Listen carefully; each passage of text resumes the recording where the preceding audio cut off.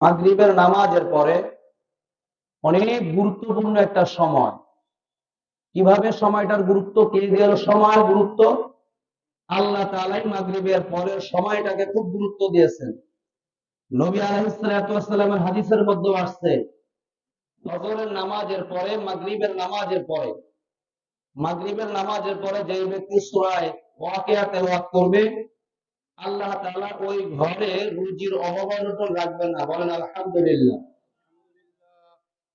ফজরের নামাজের পরে যেই ঘরে সূরা ইয়াসিন তেলাওয়াত করা হবে, ওই ঘরে আল্লাহ তাআলা সব সময় বরকত নাযিল করতে থাকবেন।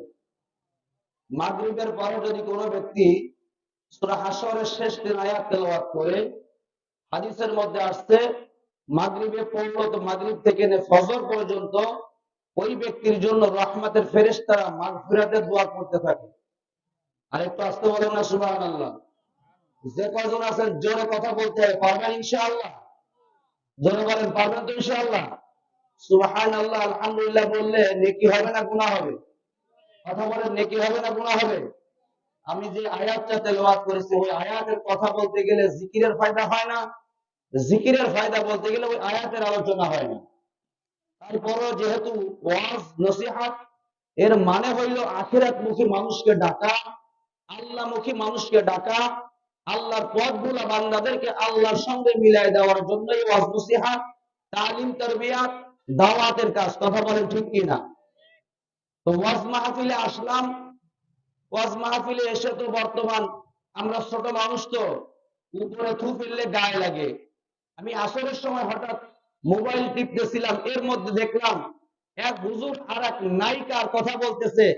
কোন নায়িকাকে আল্লাহ তাআলা কত সুন্দর চেহারা দিয়েছে, উনি বলতেছেন যে আল্লাহ বলে একবার আল্লাহু আকবার বলেন, আল্লাহ বলে বা আল্লাহর খেয়াল করে ওই নায়িকার দিকে একবার তাকাবা।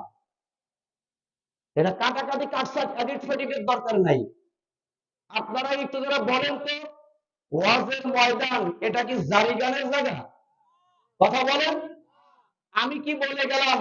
আমার পরের যিনারা আসবে তিনাদের তো খেয়াল রাখা দরকার যে আমার থেকে কিছু আমলের কথা বলে যাব, যাতে পরবর্তী মানুষগুলো শুনে যেন আমল করতে পারে। আমি নাকি পাবো, এই মানুষগুলো নাকি আমল নামায় নেকি লিখতে থাকবে, এমন কিছু কথা বলার দরকার। কথা বলেন ঠিক কিনা?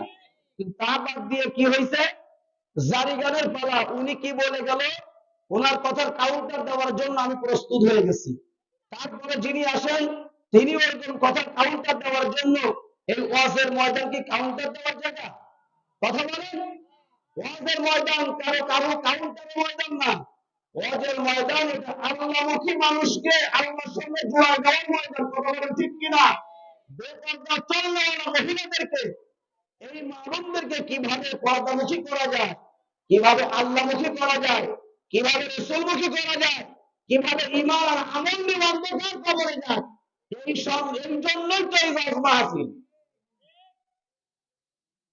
এখানে এমন কিছু কথাবার্তা হইতেছে যুবক। আসসালামু আলাইকুম ওয়া রাহমাতুল্লাহ।